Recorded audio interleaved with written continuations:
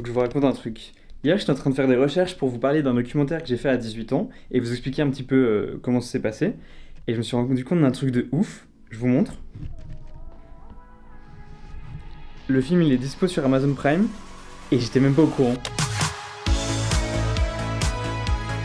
Ce qu'on a eu envie, c'est déjà de le faire, de se dire ok, on peut le faire, on est capable de le faire. On a fait des projections au cinéma, on a essayé de mettre en place toute une distribution pour le montrer à des gens dans la vraie vie. Bienvenue sur ma chaîne, je m'appelle Yohan Roig, je suis aspirant réalisateur. Sur cette chaîne, on explore la question de comment faire des films aujourd'hui.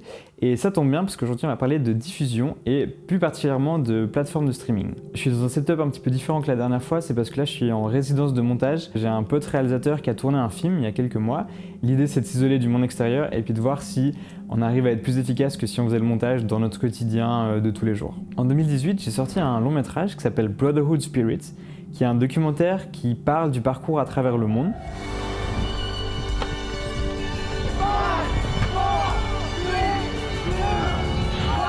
What's the last question again?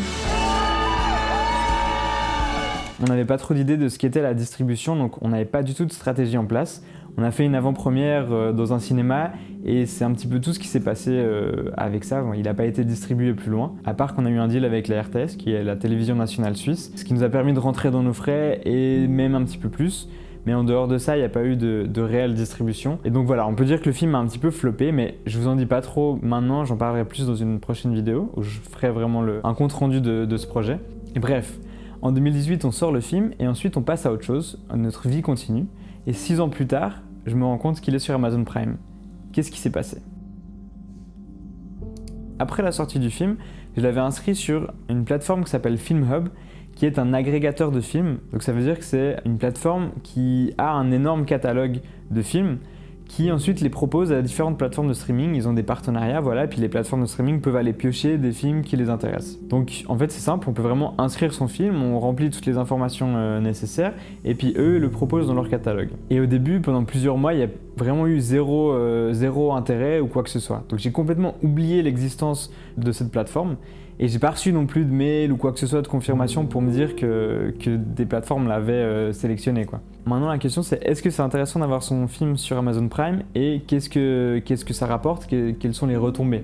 Je vais sortir mon ordinateur, comme ça je peux vous montrer en direct ce qui se passe. Alors, si on va sur la plateforme, quand je clique sur performance, on peut voir déjà que le film a généré 163 $ depuis qu'il est sur la plateforme. Donc ça fait depuis juin 2021. Donc ça fait 3 ans quand même.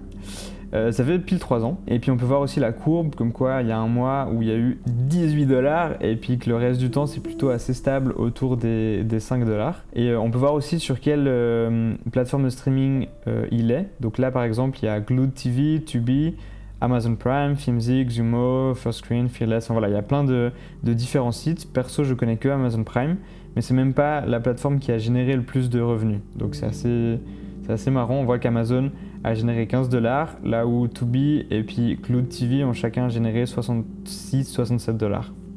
Donc déjà, ce qu'on peut voir, c'est que ça fait pas des revenus incroyables, mais en même temps c'est normal, j'avais aucune idée que le film était sur ces plateformes de streaming, donc on n'a pas pu faire d'annonces, on n'a pas pu faire de marketing, de communication autour de ça.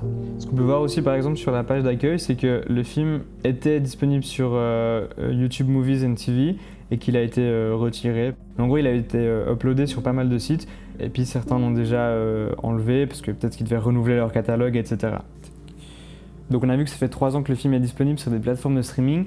On a vu aussi que les revenus sont pas incroyables du tout. 165 $, c'est quand même cool de revenus passifs, de découvrir, bam, du jour au lendemain. Maintenant, le truc qu'il faut savoir, c'est que la plateforme, elle est aux États-Unis et eux, ils sont obligés de retenir 30% de taxes sur les revenus générés.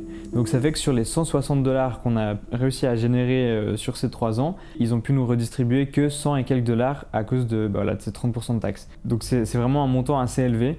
Et du coup, il faut vraiment faire beaucoup de vues sur les différentes plateformes de streaming pour que ce soit vraiment intéressant et que ça génère des revenus passifs intéressants et puis pas juste de l'argent de poche. Est-ce que c'est intéressant de passer par un agrégateur de films pour diffuser votre projet? Je pense que oui, mais qu'il faut le faire de manière intelligente, c'est-à-dire avoir une stratégie de distribution en place et que la VOD soit vraiment la dernière étape et pas compter uniquement là-dessus parce que vous savez pas quelle plateforme va vous sélectionner et si une plateforme va vous sélectionner. Nous là pour Brotherhood, ça a mis plusieurs mois avant que quiconque le sélectionne, donc c'est un petit peu comme jouer au loto. Mais ce qui est cool, c'est que ça permet aux gens qui n'ont pas pu voir le film ou qui veulent le revoir de le voir n'importe où, n'importe quand ils le veulent dans leur salon. Ce qui est assez cool aussi, on va pas se mentir, c'est que c'est assez stylé de dire que son film est sur telle plateforme de streaming.